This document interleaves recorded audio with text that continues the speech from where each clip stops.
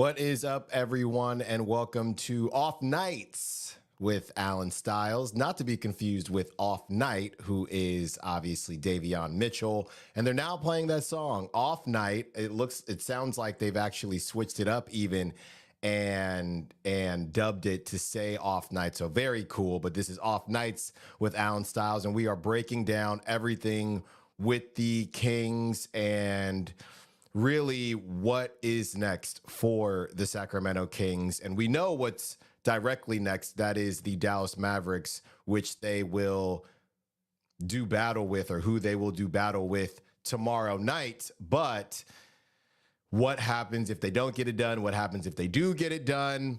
And everything in between. Some of the things we're going to hit today. And obviously, if you listen to Styles and Watkins, 10 a.m., 2 p.m., Sactown Sports. If you don't listen, you should be listening. But yeah, we talked about some of this stuff, but Off Nights is just an opportunity for me, Styles of Styles and Watkins, Allen Styles, to break down the things that I've seen and just go more in depth in some of the things that are important to me as far as when I'm watching the game and watching the team and hearing from the team. And we do have some updates from Sasha Vezenkov and Trey Lyles, and we heard from Harrison Barnes earlier today too. So we will get into all that. I really want to break down the Kings trailing at halftime. That is a stat that really bugs me.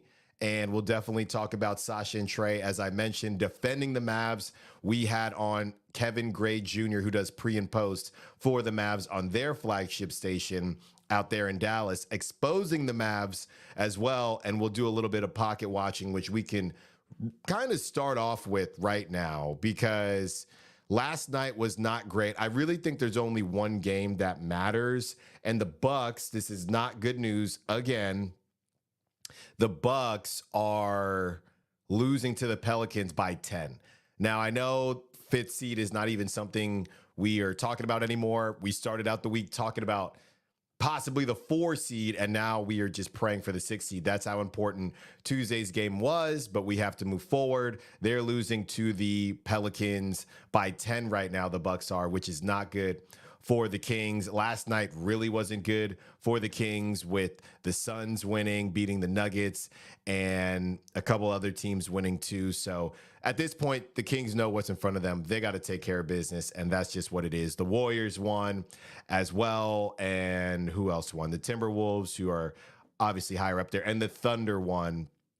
The Thunder lost, losing to the Rockets. So a lot to break down. Oh, excuse me. The Clippers, that was the last team. The Clippers beat the 76ers on a controversial call. And Kelly Oubre had a lot to say. If you haven't seen that video, go check it out. I really don't know where the fine is going to start for him, but it's going to be quite large. I don't know if I've ever seen someone do what he did. He basically looked at every ref and said, "You're a B, you're a B, you're a B." At one point, he flipped one of them off. So Kelly Oubre will have a hefty fine coming shortly. I'd be surprised if they haven't even said something already. They're probably still trying to figure it out. But yeah, Pelicans beating the Bucks by 7 now. Hopefully the Bucks can pull that out. But ultimately, man, at this point, we know what it comes down to. It comes down to the Kings beating the Mavericks. They blew it in a way. They blew it. You know, this was an opportunity for the Kings to get it done.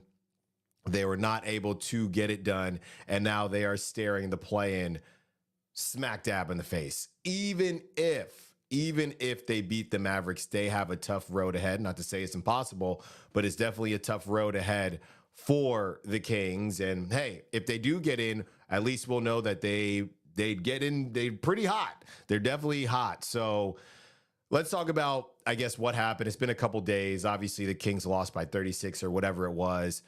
They just didn't come out and set the tone. And Harrison Barnes spoke to the media and the media availability earlier today, and he basically he does what the Kings have done all season long. They didn't make a big deal about it. They're very even keel. He said there's some things that we should have done that we didn't do, and we're not really freaking out about it. I mean, they can say that, but I know for a fact that Mike Brown even told us during a pregame presser that they have a board up with the standings.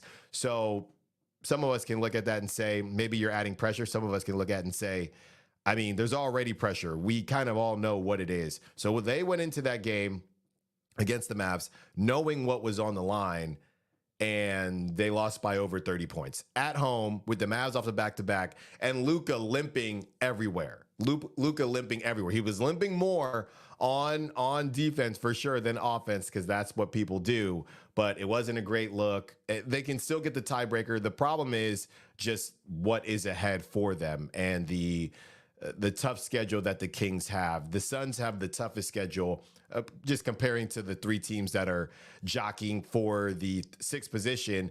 Suns have the toughest schedule. Then comes the Kings, and then all the way down here is the Mavs. They have a pretty easy schedule to end it. But, you know, maybe the Warriors help the Kings out in a way, because the Warriors are trying to stay in the play-in and maybe even get to that 9 seed. They have the Warriors a couple times. They have the Rockets a couple times. They have teams that are definitely hungry, but just based on where they are, the Kings are playing the top 5, top 4, those type of seeds. Even the 1 seed, they got to go to Boston. They got Knicks, Boston on a back-to-back. So that's not going to be easy. But the one thing that really bugged me throughout the course of the game was just how they came out at halftime. And I don't know what it is about the third quarter. I know at that time, people are up getting hot dogs and hamburgers and whatever else. I got the nachos a couple weeks ago. Those are very good. People are up and at them. And that was something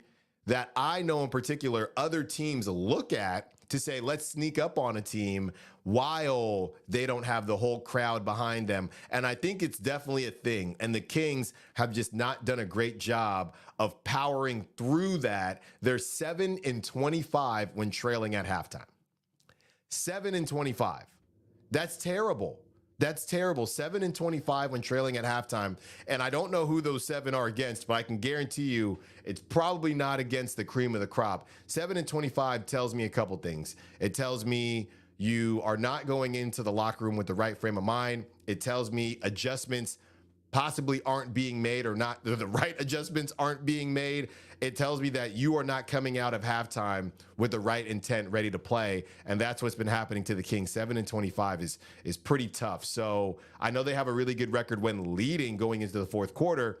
So that third quarter really means so much for the Kings, and whether or not they can put things where they need to be and get them going in the right direction and get that momentum swinging where we'd like to see it swing. So 7-25 at halftime. They were only down 5 or 6 against the Mavs. And then they come out and we all feel good about it as a fan base, but then they come out and they immediately lay an egg. I mean, immediately, all the goodwill that they tried to accomplish, they just get rid of it. And they did the same thing in Washington against the Wizards. They were up, or they were down against the Wizards. Then they come back at halftime. We're thinking, okay, they're cool. They'll figure it out. And then you blinked. If you went to the restroom, if you went to get a hot dog at home or whatever it is to make a salad, whatever it is, you looked up and they were down double digits again. I don't know what it is. So you should be on the other side of that. If there's an issue at home to where, okay, we come out in the third, the crowd isn't behind us, it's not working the way we thought it would work. All right, we'll figure it out. And we haven't figured it out yet, but we know that's an issue. But when you're on the road, you're not the team that's doing the opposite, that's sneaking up on teams when they are on their home floor and their fans are getting hot dogs and their fans are getting burgers and their fans are getting nachos. So that's a problem. That tells me it's not about the fans per se. It's about something being broken at halftime. And maybe that's just who this team is. You know, we only got 10 games left, so it kind of is what it is, but that's not great. It's not great. And they're going to have to figure that out in the 10 remaining games, because you're not going to be leading at halftime every game in the playoffs. First of all, you got to get into playoffs. And if you're down, let's say you're in the play-in and you're down at halftime, well, whatever you've been doing all season hasn't been working. It hasn't been working. So that one really bugged me, and I don't know what you do. 7-25 is abysmal. It's abysmal. And hopefully the Kings can figure it out with these last couple games left as they get into either the playoff or the play-in, because halftime adjustments, that's one of the biggest, that makes or breaks a team in all sports. in really all sports that have a halftime.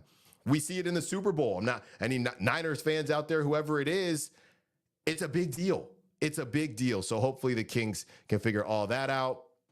Getting into Sasha and Trey. Trey posted a picture and tick on his Instagram, I believe, yesterday, and he's getting to the point where I believe he's getting reevaluated tomorrow, but he will be reevaluated to get back into action. He's not going to play tomorrow. Sasha Vezenkov, there were some really confusing reports last week that kind of popped up, and we didn't know if he was getting close, or I guess the thought process was that he was getting close. He spoke today, and he's probably not playing tomorrow. He's talked about how coming back from injury, an ankle that he already injured, how it's even harder to come back from it. So I don't see Sasha playing tomorrow. That's some offense that you probably could have used. The problem is, or I guess the issue is, and the unfortunate piece for Sasha is that with Trey being out, he probably would have gotten a look. And that's how you know he's really not where he needs to be, because you know that he knows that.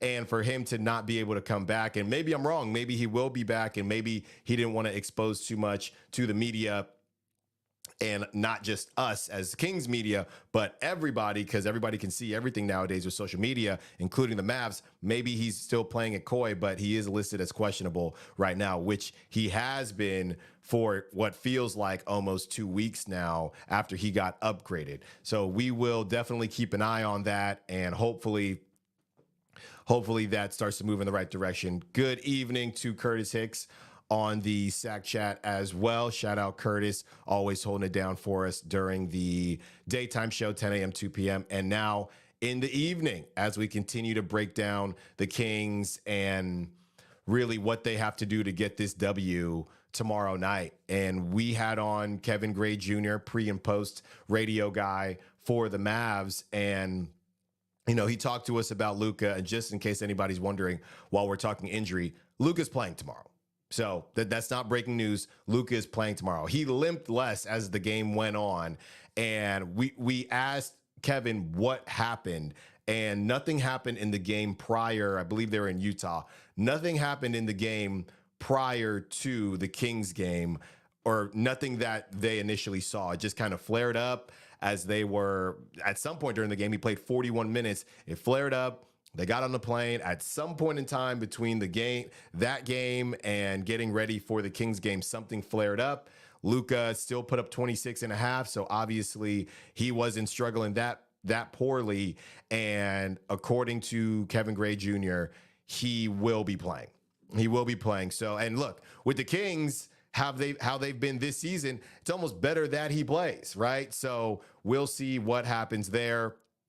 As far as exposing him on defense, Kevin gave us some numbers that were, I guess, a little bit surprising as far as Luka defensively. Now, he's not Kawhi Leonard now, but he is giving more of an effort on defense. What I saw, and Chris and I not that we disagreed on it, but we both saw different things. I saw them hiding Luka pretty low into the post and basically playing rover.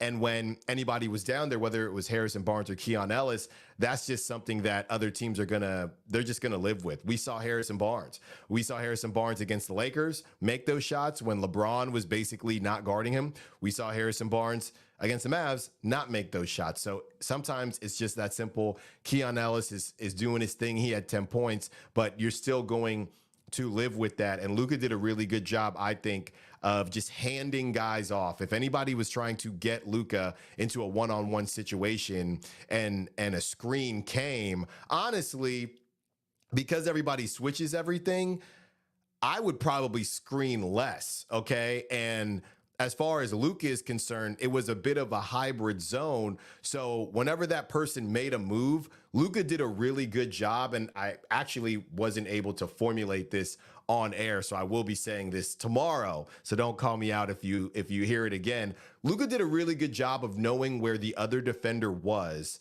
So if he was going to get beat, or if he felt like he was going to get beat, he moved his body so that whoever was trying to drive on or whoever was just going to get led right into somebody else. And once that happened, whoever it was, whether it was, we need to see more De'Aaron, but whether it was Keegan or whoever was trying to go up against Luka, there weren't a ton of opportunities for them to just clear out. They crowded the paint, the Mavs do. It's not the first time you're hearing it. And the other part of it was Sabonis.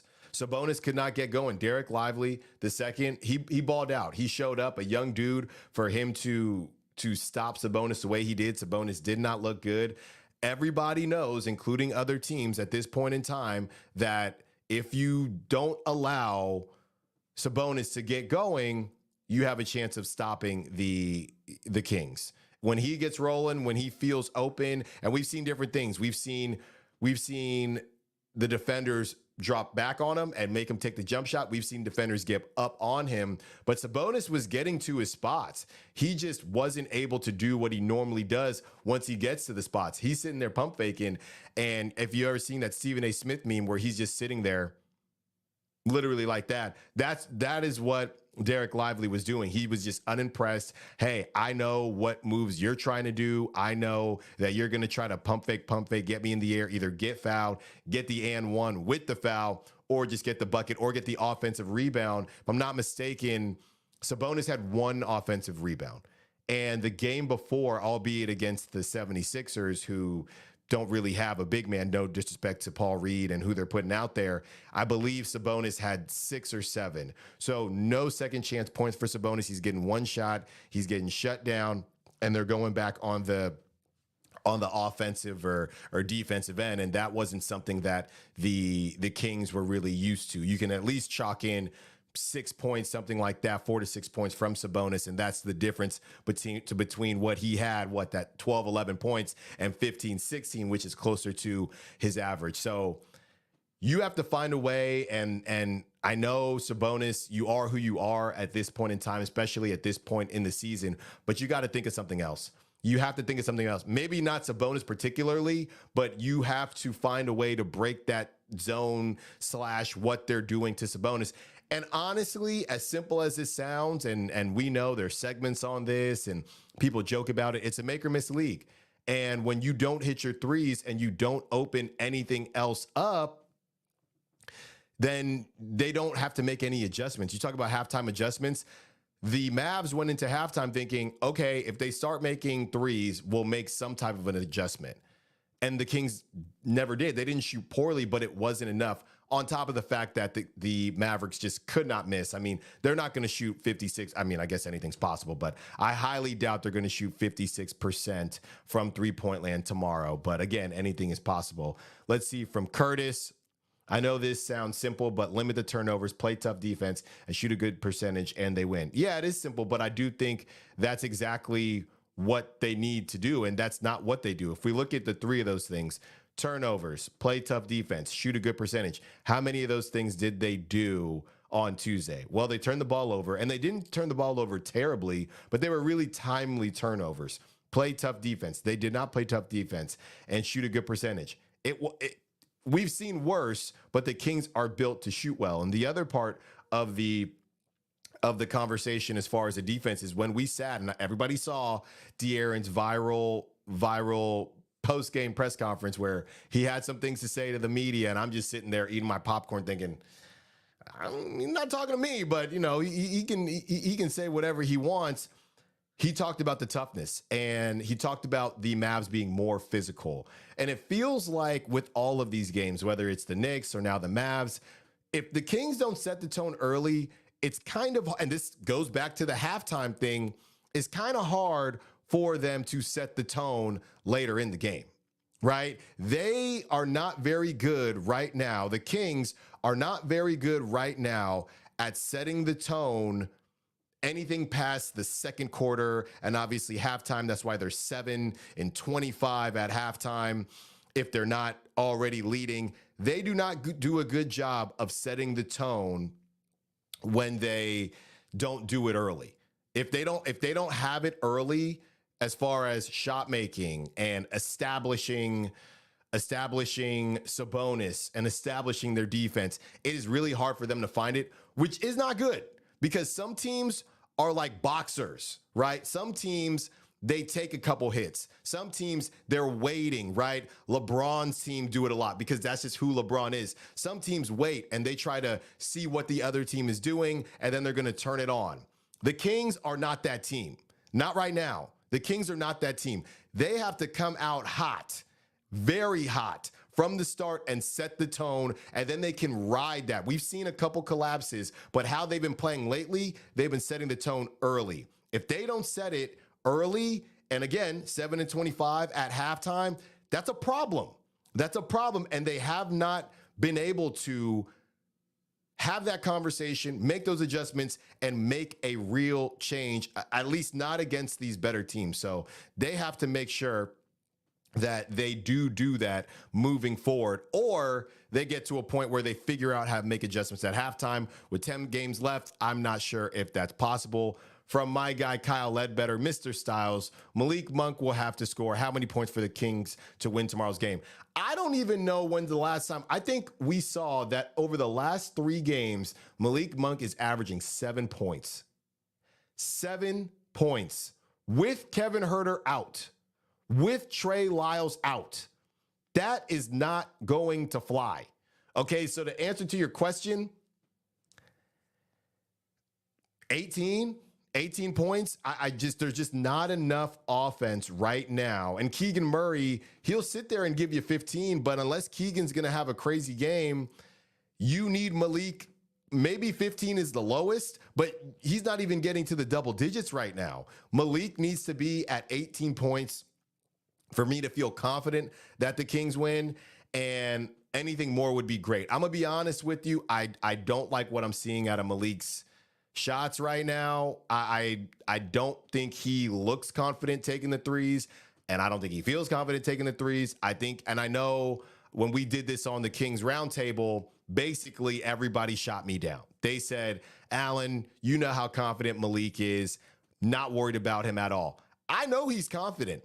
I just know that anybody that continues to miss shots over and over and over again start to lose a little bit of confidence. Oh, let me get to the cup. And you can try to hide it, and I'm going to get to the cup. I'm going to do different things. But eventually, Malik Monk is going to have to shoot a 3. That's baked into this offense. And I really do hope, okay, fingers crossed, that Malik Monk makes his first 3. If he makes his first 3, I think we're moving in the right direction. If he misses his first 3, I'm worried. I'm worried because I understand how everybody knows how confident Malik is, but there's a level now. He just went donut in Orlando, okay? There is a level to where eventually it starts to creep up on everybody when you haven't felt right? And the crazy part is, I know they say, what is it? Football's a game of inches. A lot of games are game of inches. The crazy part is that first 3 by Malik went in and out. That's the difference. If it drops, who knows what happens in that game? I'm serious. That's how important Malik Monk is. It literally went in and out. Literally went in and out. And when I saw that happen, I thought, I'm not going to sit here and say they're going to lose, but I did think that would have been really, really nice for the Kings to have early. Just get the monkey off your back. Because I'm telling you right now, it's a thing. It's a thing. It's definitely a thing at this point in Malik's head. And I'm sure he's going to power through. He went on and he after the donut in Orlando, he tweeted about it. But the difference was they won that game. So I'm looking up now where Malik is. He had 10 points. Okay, he had 10 points, and his last 10 games, he's shooting 20% from 3-point range. 20%. Okay, he's 93% from the free throw line, 93.9, basically 94%. But he's shooting 20% from 3-point range, 41% from the field. He's averaging 15 points because he's still been able to get to the rack. But 20% from 3, 20.7. That's not going to work. That is not going to work for a team that's missing. And look, if you listen to Stiles and Watkins, you know, I've talked about Kevin Huerter, and hey, maybe it's time to, give Keon Ellis a shot. I was that guy, but you didn't ever think that Kevin Huerter was going to be a donut. He still gave you at least a little bit of something, or he always had the opportunity, or the thought process was he could go off, right? You don't have Kevin Huerter. You're probably not going to have Trey Lyles. You probably not going to have Sasha Vezenkov. So all of these things is adding on to the pressure, not just for Malik, but for the whole team. But I think Malik is feeling it a little bit. But 18, that's what I would say. I believe the Kings need Malik Monk to be at. Kyle, again, Gman, shout out Gman. He's my guy. Gman told us that Malik was 3 of 28 on his most recent three-point attempts near the end of the Mavericks game. That's crazy. That's insane. That is crazy talk. Okay? If Malik is not hitting, talk about the plan. I mean, he's so important. That's why we all want him to get the bag and become a starter next season, or at least most of us do, as far as the starter part. I know we all want him to stay. He's that important. So Malik shooting like that, it's not rocket science. The Kings aren't going to win very many games. The difference was you had career games from other guys while Malik has been struggling. Keon one night, Davion another night. That's how they powered through. But if you get normal nights from those guys, you probably still beat the 76ers, but you definitely do not beat the Orlando Magic. As far as defending the Mavs, we talked about the Mavs on when the Kings are on offense. As far as defending the Mavs, LeBron on his Mind Game pod with JJ Redick talked about why do teams keep blitzing Luka Doncic? Okay, why do they keep blitzing him? He always makes the right decision. There are certain dudes, and of course, LeBron being LeBron, mentioned himself, not that he's wrong, that you cannot blitz because they're going to make the right decisions. I understand what LeBron is saying, and Chris is also in the camp of not blitzing Luka. You can't blitz Luka if Kyrie's in. I mean, you basically can't. I'm not really off of blitzing Luka if Kyrie isn't in the game, because at the end of the day, you can't let that dude get 50 points because they do have Kyrie Irving. You have to slot those points in. All right. But if Luka is at, and I get the argument of not letting these guys get going, and that's what happens when you blitz.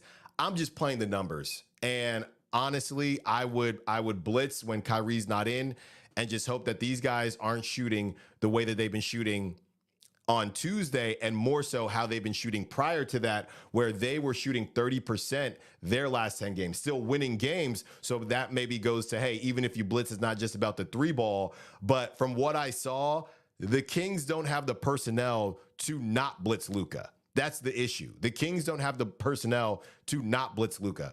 Keon Ellis is not that dude for Luka. Keon Ellis can take care of business against Kyrie as much as that means, relatively speaking, of course. I feel like NBA Jam, you can't stop them. You can only hope to contain them. That's where we're at with Kyrie Irving. But as far as Luka, you don't have anybody. Keegan, I know we've talked so much about Keegan's defense. Luka's another beast. And maybe you try to see how far you can get without blitzing him. And if he starts cooking Keegan, you got to do what you got to do. But Keegan's not doing anything. Harrison Barnes ain't doing anything. You just don't have a shutdown wing defender. And not only do you not have a shutdown wing defender, it's Luka. Nobody can stop Luka. He's Luka for a reason. So I don't really think they have a choice other than to blitz him. At the same time, blitzing him with Kyrie on the floor, yeah, that's literally pick your poison. I just don't know what else you're going to do. Now, look, a lot is being blown out of proportion with the Mavericks these last couple days. Let's not get it twisted. The Kings are just like the Mavs in that when they play defense like that and they're hitting shots like that, any team can look unstoppable, okay? Let's get that straight right now. The Mavs played a very good game, and they've been playing very good basketball. But there's a reason they're down there, okay? Your record is what it is for a reason. You are what your record says you are. So let's not sit there and act like the Mavs are some world-beating team that are impossible for the Kings to stop. Let us also not forget that the Kings are in a position to win the tiebreaker because they already beat the Mavs twice. One time wasn't with Kyrie, but the other time was. So I get it. That's not the same team. They made some moves. They've been really good. They've been really good after the trade deadline, and the Kings haven't been as good. I'll put it to you like that. I actually have the number, and it's a little bit disheartening because we all wanted to see a move. But this is what the Kings have done. The Kings are 13-10 since the trade deadline, 14th best in the NBA. The Mavericks are 16-6 since the trade deadline, second best in the NBA. They got some guys that have really played well for them and really have Gafford and PJ Washington, and it's made a change. And a lot of times, the crazy thing is, and they're in the rotation, don't get me wrong, and the Mavs, they had an issue with some of the guys that they moved off of. So they had some drama. So they had to get the incense and clear that stuff out. But sometimes making moves, even if it's guys that aren't getting a ton of time, sometimes just making a move just puts people in a different mind frame. And that is not what happened with the Kings. It is what it is. They decided to basically continue to roll with what they had and kind of go from there. But that's not exactly what we were hoping for, but it is what it is now. And we take calls basically every day or maybe once a day with somebody saying, the Kings need this, the Kings need that. I'm not disagreeing with you. That's not where we're at right now. That's a summer conversation. Grant Williams was the guy who was not well liked in Dallas. I guess that was the word. And they moved off of him. He was one of their bigger acquisitions. And I've heard people say get him to Sacramento, but he was one of their bigger acquisitions going into that season. But it did not work out for him in Dallas. And now he is in Charlotte. So yeah, the bottom line is when you look at who each team has and how they have been playing, let's not forget, we were talking about the 4th seed for a reason. The Kings have been playing good ball. And we know that when they choose to lose, most of the time they do get blown out. Surprisingly, I think the Kings are 16th in point differential per game. So they're right in the middle of the pack as far as point differential. So it feels like they're getting blown out, but it also doesn't even feel like they blow out a lot of teams. But based on the average, their point differential is 1.4 or something like that. So it doesn't feel as bad when you look at the numbers as it actually is. But the numbers don't really matter on Friday night, tomorrow night. What matters is whether or not the Kings are going to be able to take care of business and whether or not the Kings are going to be able to look themselves in the eye, in the mirror, and say, we can't let this happen. I think it would be a huge letdown for the Kings simply because of how it happened and having something at your fingertips. If it was a season where they took care of business, lost to some teams that were just really good and really hot, that would be tough. But looking at some of the really, really bad losses they have, and now to be in this situation, you at least want to control your fate going into the last 9 games. If you lose tomorrow, you no longer control your fate at all. At least with the Mavericks. If the Suns go on a heater, then they could get in, right? And the Kings have another game with the Suns, so at least they could still handle that. But you want to be able to control it. Basically, the way this whole thing breaks down, just assuming that the Mavs take care of business against some of the lesser teams, which is just an assumption, but it's not looking great for the play-in if the Kings lose tomorrow. That's just what it is. That's just what it is. And I really wanted them to take care of business on Tuesday because of Luka being injured, because of the back-to-back, because of the travel, because of the momentum that the Kings had going. And that's just not what happened. That's just not what happened. But you can expose them in a couple different ways, I think, offensively. But it all starts with making shots, as simple as it sounds. Stop turning the ball over. They had a really, really small number of fast break points in the single digits. That can't happen either. Make that team run. Make Luka run. Kevin Gray Jr. said that Luka is in the best shape of his life. I don't doubt it.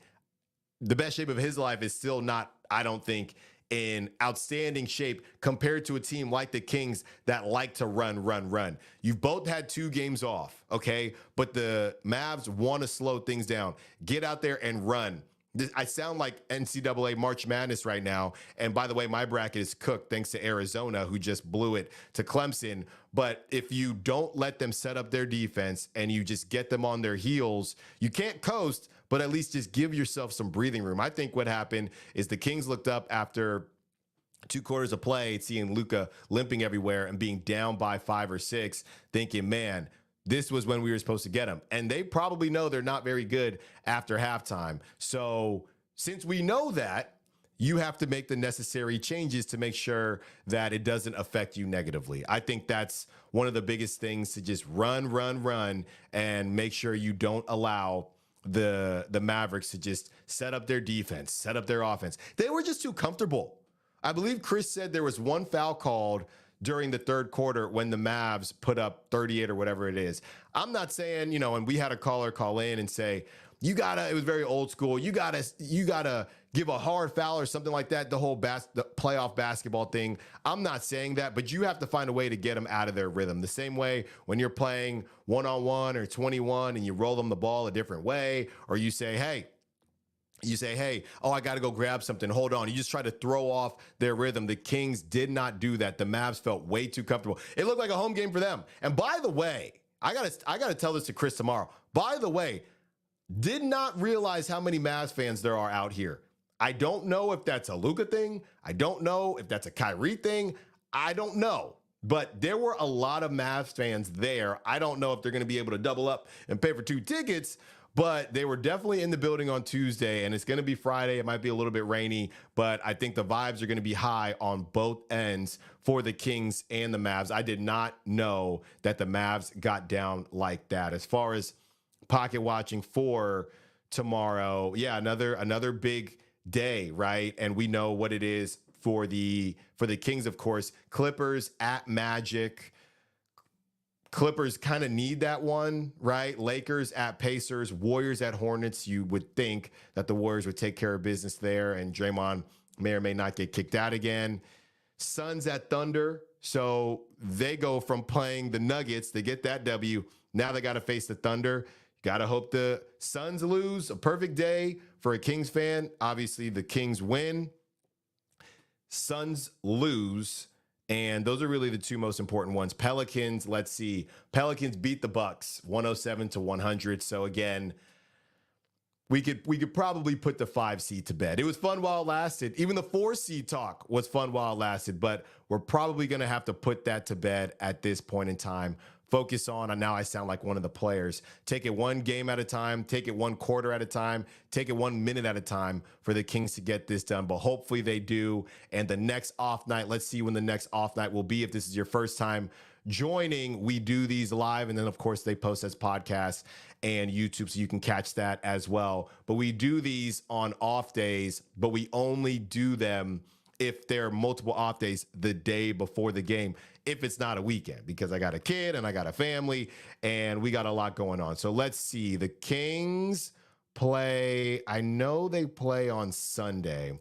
So if they don't play on that Monday, it would be Monday. Let me double check right now so I can tell y'all when to catch your boy. Yes, it would be Monday. So they play Sunday against the Jazz.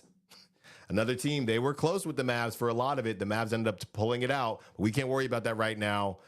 After that, Monday, the Kings will have it off, so you will talk to me again on Monday. Thank you for listening to Off Nights with Allen Stiles, and please check us out tomorrow, Stiles and Watkins, 10 a.m., 2 p.m., fastest growing show in Sacramento. All thanks to you. Thank you for everybody that commented and hopped in.